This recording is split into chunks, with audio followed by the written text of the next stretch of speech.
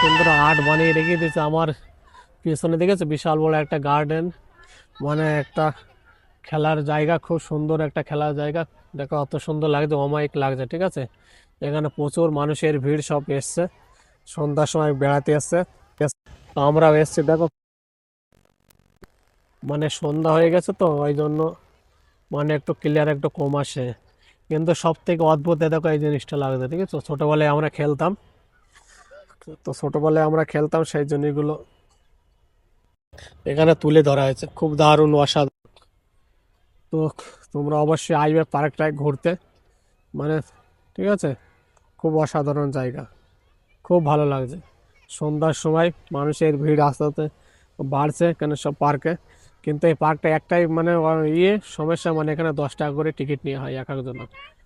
তো সমস্যা নেই, 10 টাকার টিকিট নিলেও কিন্তু পার্কের ভেতর অনেক কিছু দেখার আছে। তো দেখলে তোমার একদম পয়সা উসুল হয়ে যাবে দেখো। হ্যাঁ। যাই হোক, ভিডিওগুলো কেমন লাগলো অবশ্যই কমেন্টস করে জানাবে। এই খেলাটা ছোটবেলায় কারা কারা খেলেছে বলো, কমেন্টস করে অবশ্যই জানাবে। দেখো নারকেলের ডেগো, ঠিক আছে, নারকেলের ডেগোর উপরে, মানে এখানে দেখো, হ্যাঁ নারকেলের ডেগের উপর বসেছে আর এখানে নিচ থেকে মানে টানাটানি করছে।